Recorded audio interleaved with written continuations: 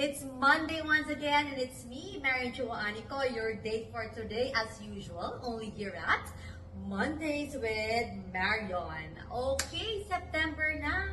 Welcome to Vermont, mga kaibigan. And syempre, September is a very important month for our grandparents because we are celebrating Grandparents' Day on September 8th. Kung kaya naman, this content is dedicated for them. We have invited two special guests na napaka-importante sa aking buhay at pati sa buhay ng aking anak. Samahan kami sa aming masaya, makulay, maingay, magulong kwentuhan.